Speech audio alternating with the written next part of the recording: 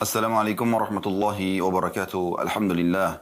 Selalu lisan kita terbasahkan dengan kalimat mulia ini sebagai tanda syukur kepada Allah Subhanahu wa taala atas segala nikmat yang dilimpahkan kepada kita, termasuk nikmat kehidupan dan akhirnya diisi dengan nikmat keimanan, dan kita mengetahui mana yang diperintahkan dan mana yang dilarang oleh Sang Pencipta Allah. Selanjutnya kita juga panjatkan salam hormat kita, salawat dan taslim kepada utusan Allah Nabi besar Muhammad sallallahu alaihi wa ala alihi wa sahbihi wasallam, yang dengan jasa beliaulah kita memahami syariat Allah Subhanahu wa taala dan juga mengucapkan salam hormat kepada beliau, dijadikan ibadah kepada Allah Subhanahu wa taala. Saudaraku seiman, pada kesempatan ini kita akan membahas sebuah topik yang sebenarnya nampaknya pendek, tapi ini adalah asas atau pondasi dasar dalam kehidupan kita, yaitu tujuan hidup. Saudaraku seiman, kita bisa buka bersama-sama di awal acara kita ini surah Az-Zariyat. Ini biar Al-Quran yang menjawab judul kita ini supaya lebih jelas, dan dari situ insya Allah kita akan jabarkan panjang lebar. Surah Az-Zariyat, surah nomor 51 di ayat 56-nya. Di situ Allah Subhanahu wa taala berfirman yang memberikan gambaran tentang judul ini, dan surah atau ayat inilah yang menyebabkan kami memilih juga judul ini. Allah berfirman, "Wa ma khalaqtul jinna wal insa illa liya'budun." Aku tidak ciptakan jin dan juga manusia kecuali untuk mengabdi, menyembah, patuh kepadaku. Jadi teman-teman sekalian, sebagai seorang muslim, kita sudah yakin tentang makna kalimat La ilaha illallah. Tiada Tuhan yang berhak disembah kecuali Allah. Artinya, teman-teman semua melihat, mengarahkan pandangan matanya ke langit, semua yang dijangkau oleh mata kita di sana, dari burung yang terbang, pergantian siang malam, hujan yang turun, awan, bintang-bintang, atau yang tidak terjangkau oleh mata kita. Mungkin kecanggihan teknologi manusia sampai di hari kita sekarang masih belum bisa menjangkau jenis-jenis bintang tertentu di langit sana. Jadi ada yang belum nampak gitu ya. Kemudian juga di bumi, apapun yang nampak, seperti misalnya yang nampak seperti manusia, kita sendiri ya. Manusia ini sendiri dari beragam macam paras wajah, postur tubuh, kemudian bahasa, kebiasaan, ya, tradisi, dan populasi manusia, interaksi satu sama yang lain di antara mereka. Kemudian juga tumbuh-tumbuhan dari rumput yang kecil sampai pohon beringin yang besar dengan beragam macam bentuknya, ya, sifat-sifatnya. Kemudian juga hewan-hewan dengan berbagai macam jenisnya nampak dengan jelas di depan mata kita, apalagi dengan teknologi yang ada sekarang.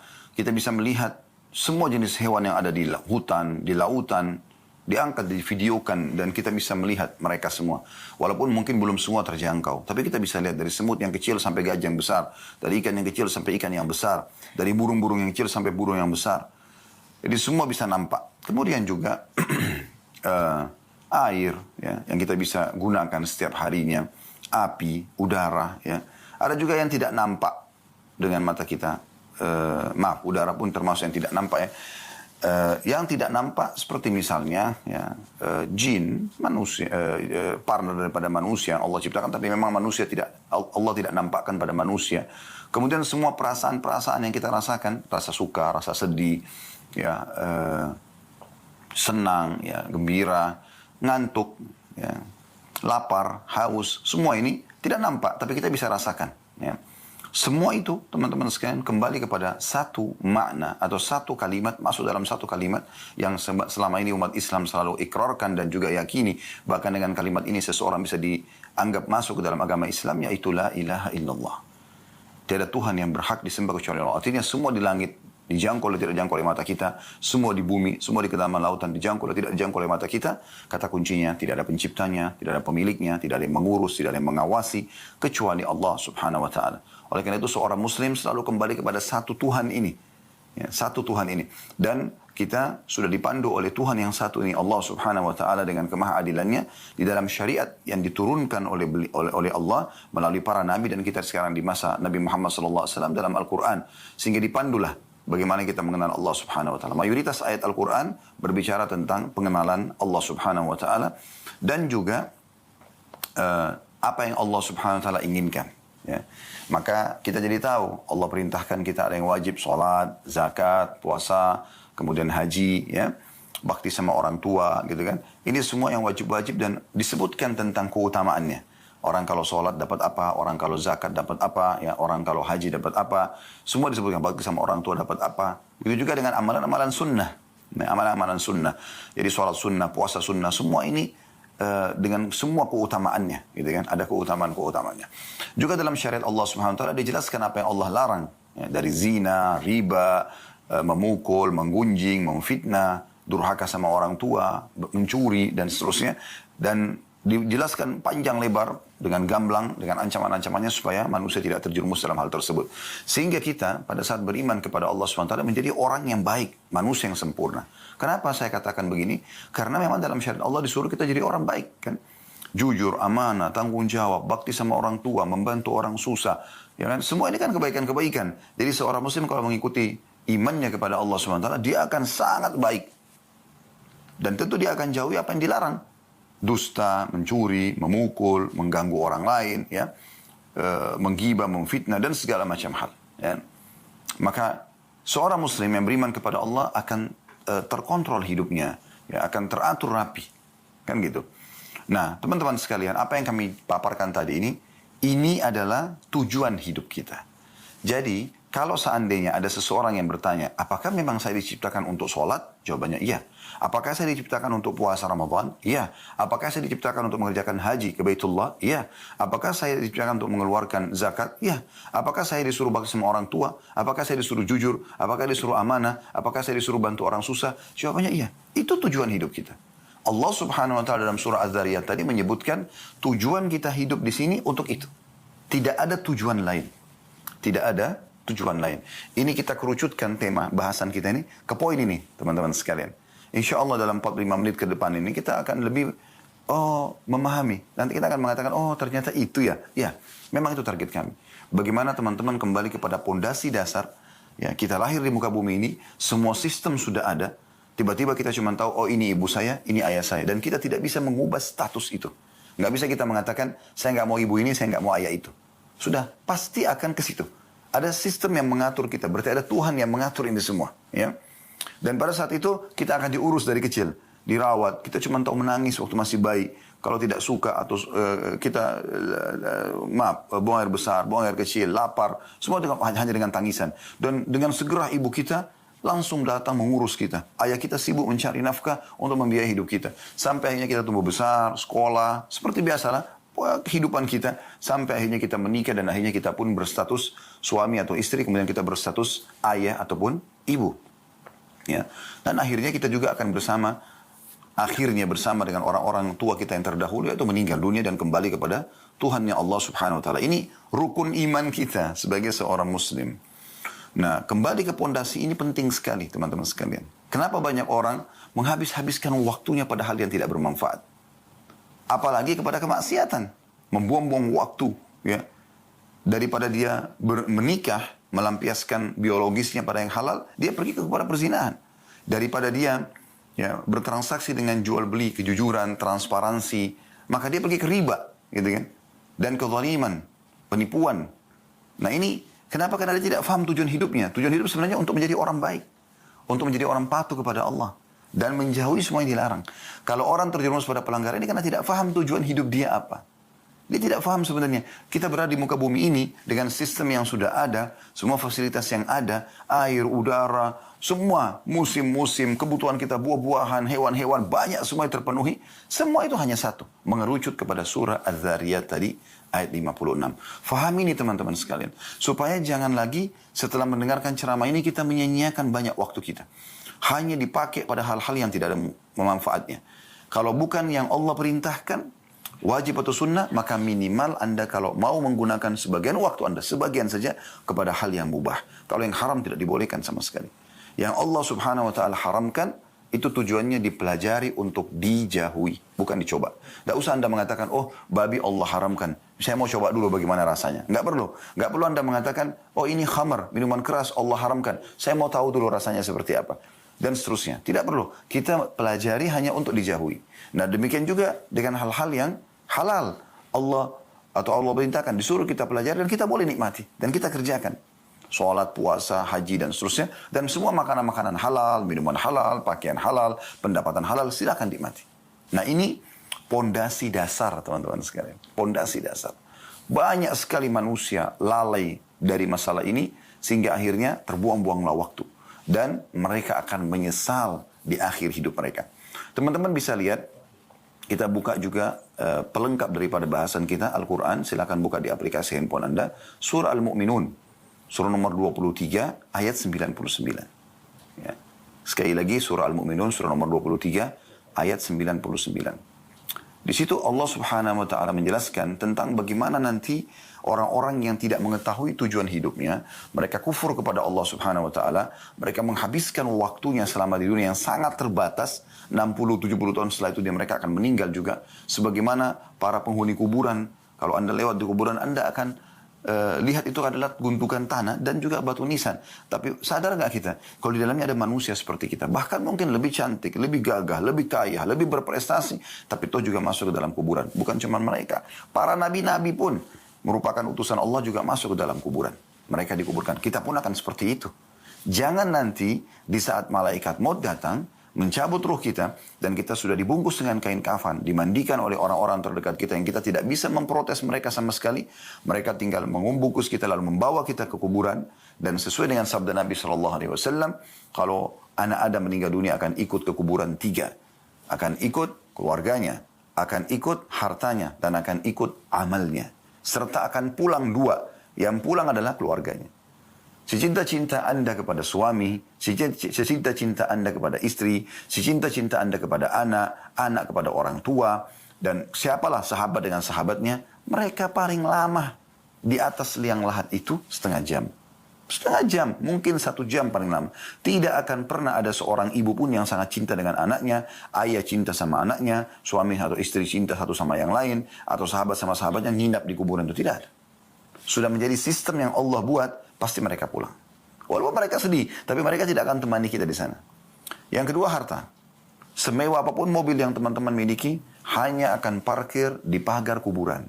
Tidak akan masuk ke liang lahat. Juga kalau mobil Alphard Anda, Ferrari Anda dimasukkan ke liang lahat, mau diapakan? Mobil nggak dipakai di kuburan. Kan gitu. Maka semua ini akan pulang. Kerabat Anda akan beraktivitas mengisi sisa umur mereka, tinggal mereka lakukan isi dengan kebaikan atau keburukan, itu tergantung. Kemudian harta Anda akan dibagi menjadi warisan. Yang tinggal bersama Anda apa? Yang ketiga, yaitu amal.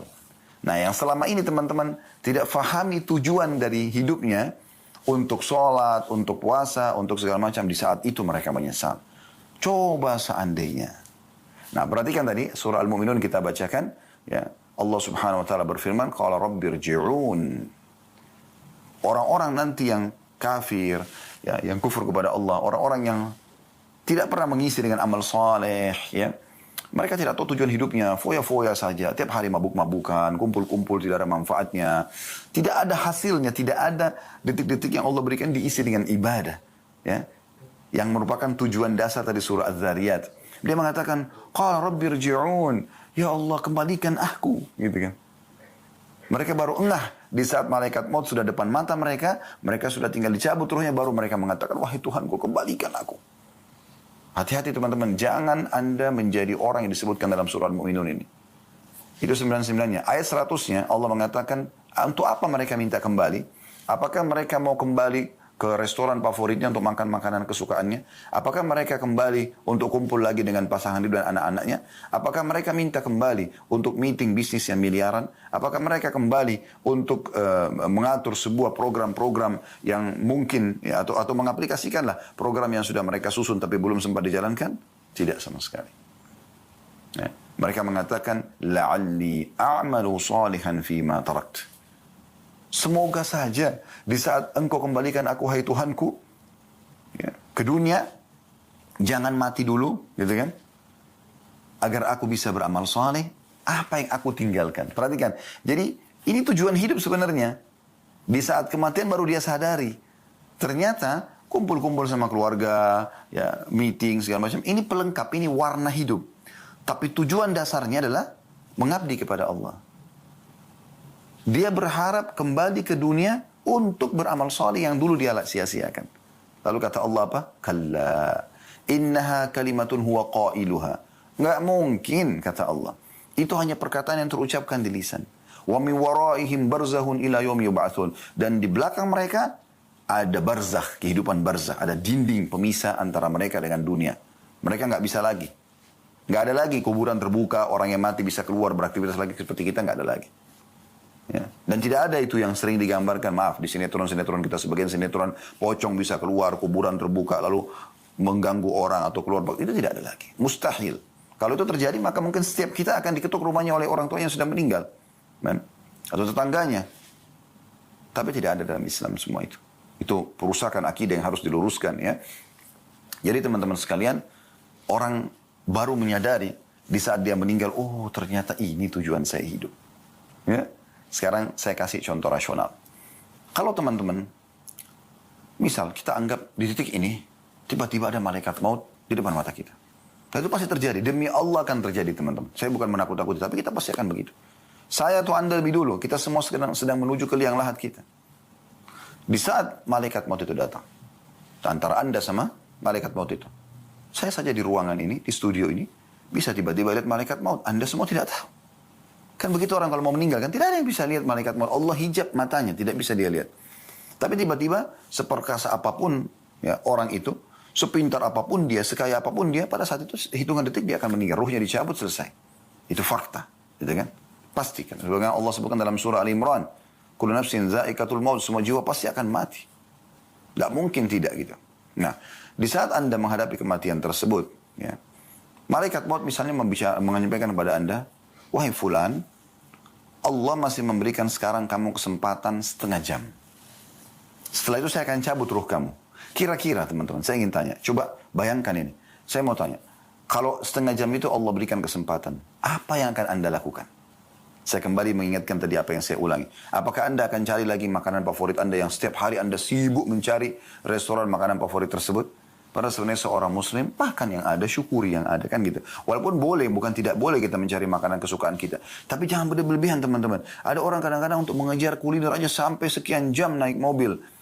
3 jam, 4 jam, gitu kan. Hanya untuk mengejar sebuah kuliner. Kalau kita kebetulan ke sana, makan. Nggak masalah. Nikmatin yang halal. Allah bolehkan itu. Tapi habiskan waktu dalam keseharian pada hal-hal yang tidak diperlukan untuk apa. Toh juga makanan itu rasanya di mana? Di ujung lidah. Anda bisa rasakan, oh ini sambal, oh ini rendang, oh ini ayam, oh ini nasi, di ujung lidah. Kalau sudah lewat sepertiga jari kita, ini kan ada garis-garis ini. Sepertiga jari ini, ke tenggorokan, kira-kira teman-teman, Anda masih bisa nggak membedakan mana ayam, mana rendang tadi, mana sambal, mana nasi? Udah nggak bisa. Dia masuk ke tubuh, selesai. Berarti makanan itu cuma di ujung lidah kan? Silakan nikmati. Tapi jangan berlebihan.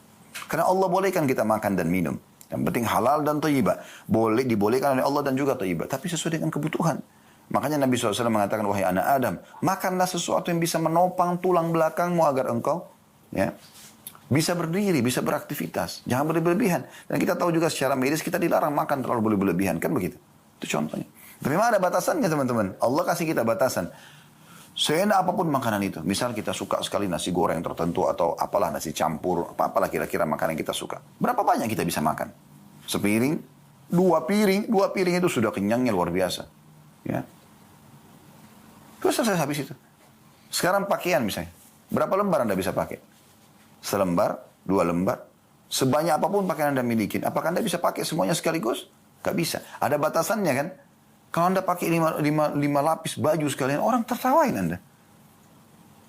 Di musim dingin pun, orang mungkin pakai baju kaos, 1 baju luar, dan 1 lagi baju. Mungkin 3 lembar itu pun di saat tertentu, di musim dingin yang sangat gitu. Tapi kalau kita di Indonesia ini, mau pakai berapa lembar baju? 1 baju kaos, 1 baju luar, selesai. Ini. Nggak bisa kita pakai banyak-banyak. Begitu juga sepatu.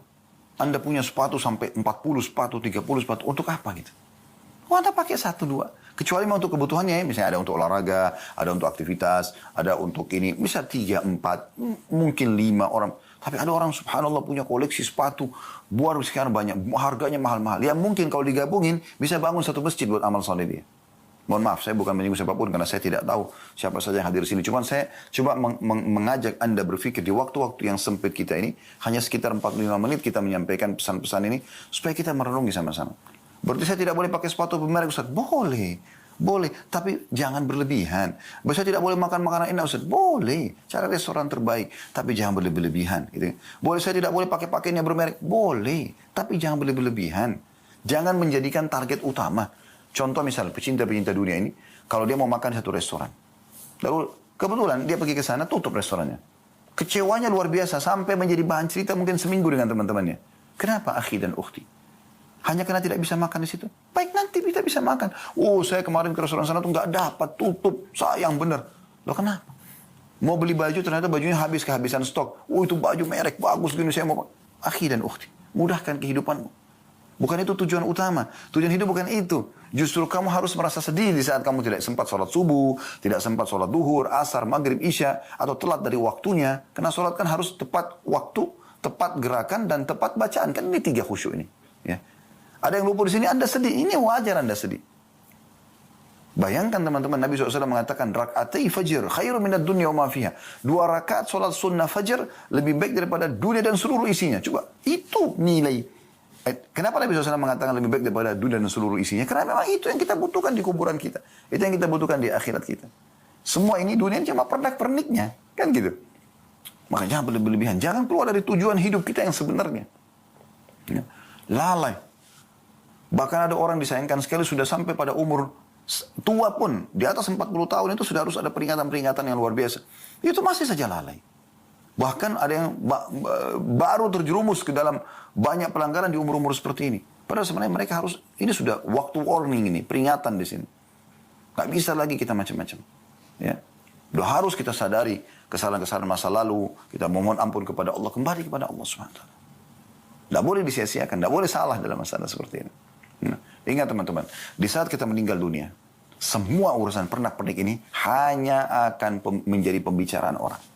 Dan itu pun hitungan hari. Misal orang mengatakan, oh itu bajunya dia. Yang dulu kita kejar-kejar tuh. Oh itu bajunya si fulan atau fulana. Oh itu sepatunya. Oh itu tasnya. Oh itu mobilnya. Oh itu rumahnya. Oh itu anaknya. Oh itu suaminya. Oh itu istrinya. Oh itu orang tuanya. Oh itu tetangganya. Setelah itu, selesai. Apa manfaatnya buat orang yang sudah meninggal? Gak ada. Kenangan saja. Yang selama ini kita jor-joran, saling bersaing, sombong-sombongan, ya. Itu ternyata cuma jadi kenangan. Setelah itu akan dipakai oleh orang lain. Mungkin dibagikan kepada orang lain. Sebagian harta kita dijual, dibagi warisan. Anak-anak kita pun akan memberikan kebutuhan-kebutuhan mereka. Selesai. Jadi sudah, hitungan hari. Setelah itu orang sudah tidak lagi mengatakan, oh ini simpan, ini bajunya si dia nih. Simpan, nanti mungkin satu waktu dia hidup lagi bisa pakai. Nggak ada begitu. Nggak ada. Nah, yang kita titik beratkan teman-teman sekalian, tujuan hidupmu, hai saudaraku. Beribadah kepada Allah. Meeting berapa miliar pun, berapa triliun pun, tinggalkan untuk sholat. Maaf, saya sholat. Bilang kepada orang-orang yang hadir di situ. Yang muslim ajak sholat. Yang kafir, izin sama mereka baik-baik. Lalu kita akan kembali setelah sholat. Sholat itu 5 menit.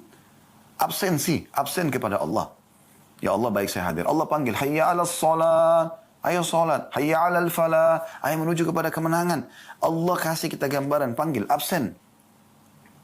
Kata Salamah bin Dinar rahimahullah, seorang ulama tabi'in, usahakan dimanapun Allah menginginkan kau hadir, kau ada di situ yang pertama. Sholat, zakat, Ramadan, kamu yang pertama, di saat pertama. Dan usahakan kamu yang paling jauh dari apa-apa yang telah Allah haramkan. Di situ baru kamu bisa menikmati keimanan itu. Sisi lain teman-teman sekalian. Ada juga ya, pelengkap dari surah Al-Mu'minun ini, ada surah Al-Munafikun. Ayat terakhirnya. Di situ juga orang-orang ada yang menyesal, gitu kan? Surah Al-Munafikun ini jelas Anda tinggal cari di daftar isi. Lihat di akhir-akhir ayatnya. Allah mengatakan wa anfiqu mimma razaqnakum min qabli an ya'ti ahadakumul maut fayaqula rabbi laula akhartani ila ajalin qaribin fa asaddaq wa akun minas salihin. Kata Allah SWT, infakkan, segera keluarkan harta-hartamu di jalan Allah Subhanahu wa taala sebelum datang kepada seseorang dari kalian kematian. Lalu dia berkata pada saat itu, wahai Tuhanku, terlambatkan beberapa saat dulu kematianku. Untuk apa? Untuk makan makanan favorit, untuk umur sama teman-teman, untuk biologis dengan pasangan? Nah, Fa'as-saddaq, agar aku bisa bersedekah. Wa aku minas salihin, dan aku menjadi orang-orang saleh. Tapi Allah mengatakan, wala yuakhirallahu nafsan idza ja'a ajaluha. Allah khabirun bima ta'malun. Allah tidak akan pernah menerlambatkan ajal seseorang kalau datang, dan Allah akan memberitahukan apa yang kalian kerjakan. Akhir surah Al-Munafikun. Ini pelengkap tadi yang surah Al-Mu'minun ayat 99 sampai tadi 101 gitu kan. Jadi teman-teman sadari poin ini. Tujuan kita mengadakan taklim Zoom ini pada waktu ini, dan Anda pun meluangkan waktu, saya meluangkan waktu, mungkin kita punya aktivitas yang lain. Semua tidak ada lain kecuali untuk menyadari tujuan hidup kita apa. Dan tidak ada yang bisa menyelamatkan diri kita kecuali kita sendiri, teman-teman sekalian. Allah subhanahu wa ta'ala mengingatkan dalam Al-Quran, Inna Allah la yughayyiru ma biqaumin hatta yughayyiru ma bi anfusihim. Allah tidak akan mengubah nasib satu kaum sampai mereka mengubah nasib mereka sendiri. Kalau Bapak Ibu tidak segera menyelamatkan dirinya, menyadari masalah ini, maka pastikan teman-teman sekalian, kalau Anda akan menyesal nanti di akhir ajal nanti. Dan ingat teman-teman, jangan pernah bangga dengan amal soleh yang pernah kita kerjakan. Oh, saya sudah sekian kali haji, sudah sekian kali umrah, umur saya sudah sekian puluh tahun, saya sudah berapa kali sholat, ya saya sudah bakti sama orang tua saya. Jangan pernah berbangga dengan itu. Karena Anda tidak pernah tahu apakah itu sudah diterima dengan pahala sempurna atau tidak. Oleh karena itu kita selalu disuruh berbuat amal soleh setiap hari selama ajal kita belum datang. Kenapa teman-teman kita selalu sholat tiap hari? Kenapa kita selalu baca bismillah setiap kali mau makan dan minum? Kenapa enggak sekali seumur hidup saja? Karena memang kita butuh memperbanyak amal saleh tersebut, dan kita bersaing di situ untuk mendapatkan derajat tertinggi di surga nanti, di akhirat nanti. Teman-teman sekalian, saya ingin masuk kepada poin, lalu apa yang harus saya lakukan agar hidup saya ini sesuai dengan tujuannya. Yang pertama, teman-teman sekalian, bersyukur kepada Allah subhanahu wa ta'ala atas nikmat kehidupan yang Allah berikan ini.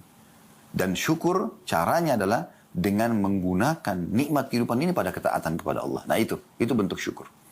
Dan tidak masuk akal teman-teman sekalian, orang yang bersyukur kepada Allah dia gunakan untuk bermaksiat. Kan gitu. Anda kalau diberikan kebaikan, ada jasa dari seseorang yang lain, tidak masuk akal kalau Anda balas dengan kejahatan kan. Harusnya Anda balas dengan kebaikan. Ya, Anda berterima kasih pada dia, Anda memuji-muji dia, Anda membalas mungkin ya dengan kebaikan-kebaikan. Nah, tanpa menyamakan Allah dengan makhluknya, kita harusnya begitu. Tanda syukur kita kepada Allah harusnya kita gunakan di atas ketaatan kepada Allah subhanahu wa ta'ala. Ada statement yang menarik ya, dari Ibnu Qayyim rahimahullah. Beliau mengatakan, asyukur zuhur athar ni'matillahi ala lisan abdihi sana'an wa'tirafan. Syukur itu ya, itu adalah nampak dari lisan seorang hamba sebagai bentuk bekas nikmat Allah, dengan puji-pujian dan mengakui sebagai nikmat, wa ala qalbihi syuhudan wa mahabbah, dan dalam hatinya ada kesaksian kalau ini memang nikmat dari Allah, dan juga mencintai pemberi nikmat itu, wa ala jawarihi inqiyadan wa ta'ah, dan anggota tubuhnya itu menunjukkan tentang bagaimana dia tunduk dan patuh kepada Allah subhanahu wa ta'ala. Jadi tidak masuk dalam syukur itu teman-teman kalau orang itu justru melakukan kemaksiatan kepada Allah. Dan sederhana, teman-teman faham nggak atau sadari nggak? Maaf, saya bukan menggurui. Kalau ibadah itu punya kenikmatan. Dulu di majelis ilmu seperti ini, dengarkan ceramah itu punya kenikmatan. Kenapa Anda tidak lakukan setiap hari? Kenapa hanya 45 menit atau 1 jam? Tentu waktu kita sekarang segitu, tapi Anda bisa ulangin kan? Di playlist YouTube kami, kalau Anda datang ke channel YouTube kami, Khalid Basarama Official, ada playlistnya. Setelah beranda, ya, ada home itu, kemudian ada playlist. Anda klik, ada 25 lebih ya, seingat saya kajian kitab di sana. Anda bisa privat bersama kami. Anda tinggal pilih kitab mana, ya, dan kitab yang paling mahal itu 150 ribu rupiah saja harganya, Minhajul Muslim. Itu 1000 lembar. Semua sudah kami bedah kecuali ya bab warisan saja. Anda bisa ikutin setiap hari Anda dengarkan. Hari Senin misalnya Anda jadwalkan untuk belajar Minhajul Muslim. Hari Selasa Anda ingin belajar hadis, ada Sahih Targhibu Tarhib, ada Riyadus Shalihin, ada Sahih Hadis Qudsi. Ada banyak pilihannya ya. Ada Bulughul Maram, itu fikih hadis ya. Kemudian juga hari Rabu misalnya Anda mau belajar ya, dosa-dosa besar, ada Al-Kabair. Sudah 140 lebih dosa-dosa besar yang kita sudah bahas gitu kan. Dari durhaka sama orang tua, berbuat syirik, membunuh, berzina, riba dan seterusnya. Banyak di situ Anda bisa dengarkan. Kurikulumkan sehingga nanti Senin depan Anda cuma kembali kepada Minhajul Muslim. Hari Selasa Anda cuma kembali kepada kajian kitab hadis. ya Selasa depan. Hari Rabu Anda cuma mendengarkan dosa-dosa besar. Hari Kamis misalnya Anda mau belajar masalah rumah tangga. Kami ada bedah buku mahkota pengantin. Ada juga bedah buku lanjutannya begini dan mendidik anak dalam Islam. Kemudian hari Jumat misalnya Anda ingin mendengarkan sejarah Nabi. Ada 40 sekian, 50 sekian episode ya, seingat saya. Kemudian juga ada serial-serial sahabat ya. Ada 40 lebih juga sahabat, biografi mereka, perbuatan amal-amal mereka. Supaya kita mudah contohin gitu. Petuah-petuah mereka dan seterusnya misalnya. Hari Sabtunya misalnya Anda ingin belajar tentang contoh misalnya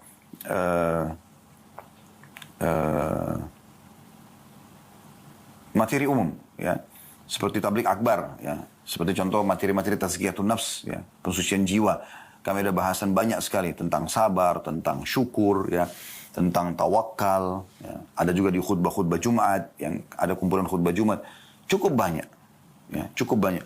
Nah itu semua teman-teman Anda bisa pelajari, bisa jadikan sebagai kurikulum. Contoh. Ya.